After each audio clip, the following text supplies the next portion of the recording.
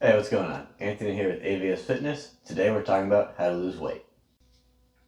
So up first, we have to understand what's going on when we lose weight. So the only thing that's going to dictate whether or not we lose weight is going to be whether we're in a calorie deficit or not. Because calories are just a measurement of energy. And we want our calories in to be less than our calories burned. Because we can think of eating food as calories, and then we convert it to energy, right, to do our day-to-day living, to exercise and just sustain our body. So if our calories are going to be less than the energy we burn, what ends up happening then is our body fat is used as energy. So we can think of 1 pound of body fat equals 3,500 calories, because that's the amount of energy used when we use up 1 pound of body fat instead of through food. So if we reduce our calories to by 500 each day, below the amount we're burning, then we'll burn about 1 pound per week. And if you want to burn 2 pounds per week, it's going to be about 1,000 calories per day. And to understand how much we need to lose, we'll look at the sustained weight loss here. It's about 0.5 to 1% of your body weight each week. And that is just to maintain a healthy range, because you can, burn quicker. It's not that it's not possible, it's just generally not going to be healthy, and it's going to be unsustainable as well. So we want to get enough food because we need to get our proteins and our nutrients in, as well as just feel good. If you go too low, you're going to get kind of sick, you're going to feel terrible, it's not going to really work out for you. And we want to make this kind of sustainable as well. So if we go too low, the hunger is going to keep kicking in and kicking in and kicking in. You might be able to last a week, maybe two, maybe a month, and you might have a big higher tolerance than other people, but you're not going to be such strong-willed that you can, override that, your body saying we need to eat. It's just not going to happen. You might be able to go a week longer than the other guy, but we're all going to hit that at some point. So that's why we kind of recommend being in that 0.5 to 1%. The only exception is if you are like really obese, then you can go about 2%, and that's still pushing a little bit, but that's just because you have so much excess body fat, it's more readily available to be used. But if you're in a relatively normal weight range, then we want to stick to about that 0.5 to 1%. And the last point for a calorie deficit is no diet type is better than the other. No diet is going to make you burn more calories or make you burn less calories. It's going to be the calories that dictate that. And what I mean is, keto, vegan, carnivore, gluten-free, they're not going to help you with losing weight. You might want to do those diets for another reason, but if you're trying to do them from a weight loss standpoint, it's unnecessary. Like, an example is if you want to go on a vegan diet because you care about the animals or something, that isn't a reason to do that. If you want to do, intermittent fasting because you snack late at night, so you say no more snacking late at night, you're not getting the calories from snacking, it's not the fasting itself. So just understand that if you have certain considerations, and you want to follow a certain diet type, you can totally do it. It's not going to hurt or aid you in losing the weight. Up next, we need to understand how calories are burned and how they're taken in. So up first, with how calories are burned, we have three ways. We have up first BMR, which is basal metabolic rate, which is the total amount of calories your body needs to burn in order to sustain itself. This is going to be the majority of your calories burned. And the one thing to note is the heavier you are, the higher your BMR is. I'll link below a little BMR calculator if you want to figure out yours, as well as a TDEE calculator, which is just an estimator for your total daily energy expenditure or total calories burned, which combines all of these ways. So up next is NEAT, which is non-exercise activity thermogenesis. These are the calories you burn day to day, right? This is like your lifestyle. So depending on what you do, like if you have a physical job, it's going to be higher. If you have a sedentary job, it's going to be lower. If you want to improve your NEAT, it's going to just be by moving more. So this could be, just walking to work or biking to work if you're able to, or just adding, quick little walks in here wherever you can. Just kind of get more movement day to day. That's going to increase your NEAT. Then we have exercise, and exercise is structured physical activity. So if it's unstructured, it's part of your NEAT, and that's just the difference between the two. And with exercise, we have two different kinds. We have strength training and cardio. Strength training is not great for losing weight in the short term, but it's good for losing weight long term. Because like I said with BMR, is the higher your body weight, the higher your BMR is. So if we put on some lean muscle, then we can be at a higher weight and burn more calories. Because we want to be a higher weight, but we don't want to be have excessive body fat. So this is lean tissue we put on that helps our daily calories burn more. So it may not be crazy in the short term, but over the course of the year, it could start adding up to be, 5 pounds in a year, which may not seem like a lot, but when you're doing this long term, over the course of 10 years, it's going to start to notice the difference.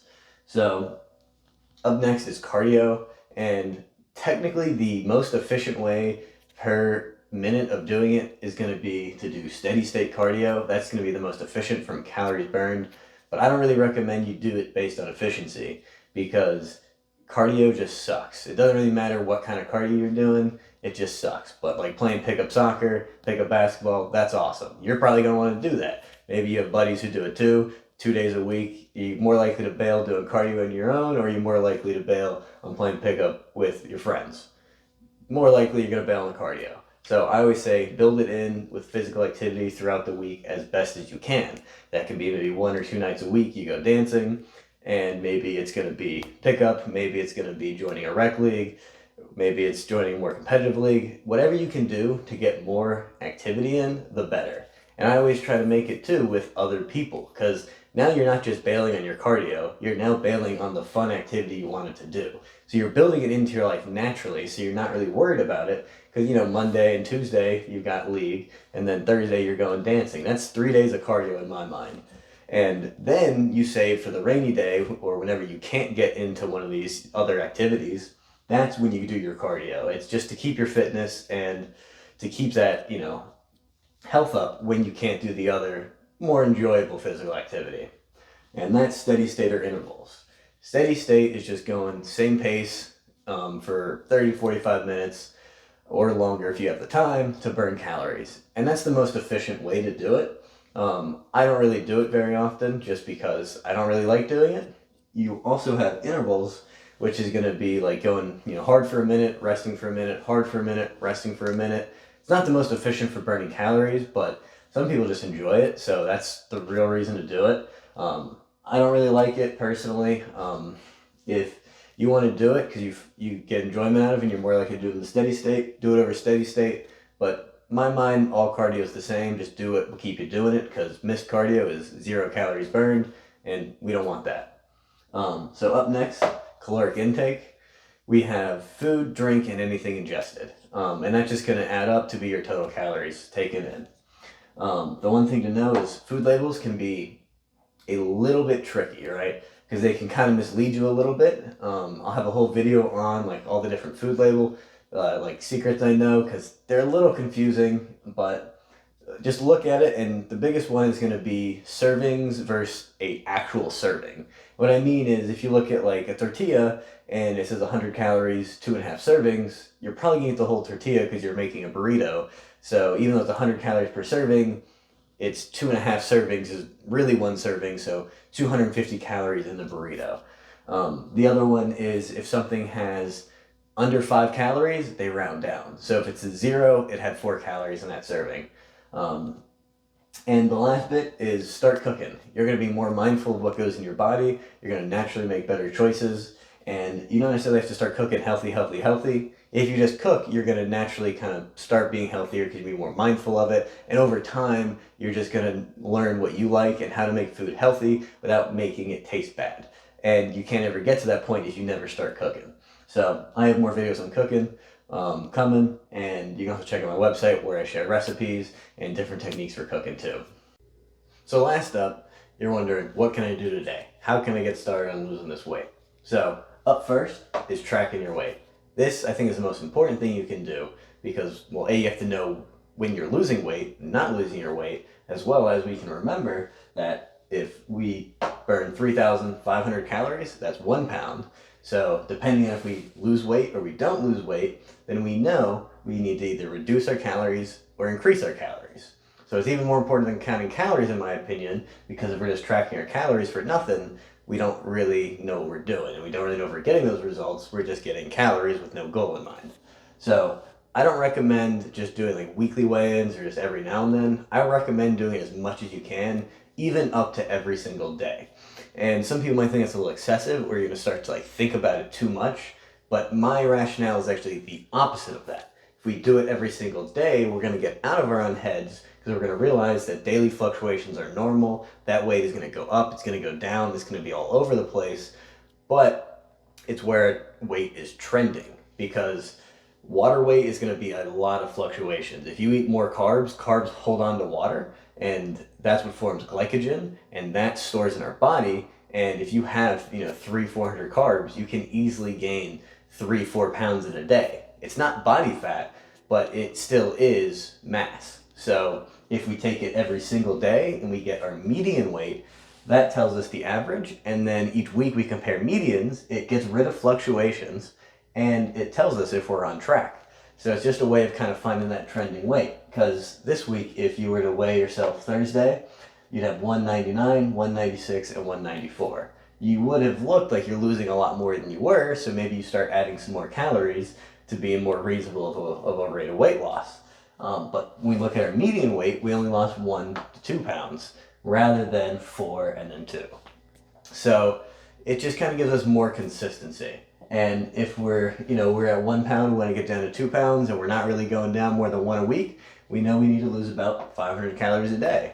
Also, if we start gaining weight, we know now we're above that amount we need to eat by however many pounds we did.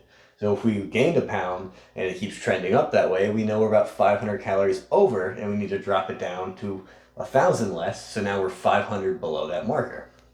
And then after we start getting our weight tracked, we now start tracking our calories. Because if we track our calories, now we know whether or not that's actually going to be, we're actually getting down the right direction we need. So the calories are important, but they're only as important as the weight. Because really, if you don't even track any calorie ever, you can lose the weight by looking at your weight for feedback. And then last up is strength training and cardio. This is where a lot of people think you lose the weight, but at the end of the day, it's really going to be the calories in, calories out. This just makes it a little bit easier. And like I said, with the strength training, it's more of that long term, right? Thinking about losing our weight long term, because we want to do this once. We don't want to do this over and over again. We want to kind of lose that weight, make those changes, and keep it off. And then our cardio is just going to help us burn those extra calories so we don't have to reduce our food so much. And the biggest thing too is if we do our strength training and our cardio, we're probably going to look a bit better, and that's motivating. That's going to keep you going, right? If you're like, oh, I'm finally starting to feel a little bit better, be a little more confident, maybe put on some muscle, you're just more likely to stick to it. And it's discouraging if you do all this work just to really not feel like you're looking your best. So I think those are more motivators, but these are what's going to cause you to actually lose that weight. So start tracking that weight and get your ass in the gym. See ya.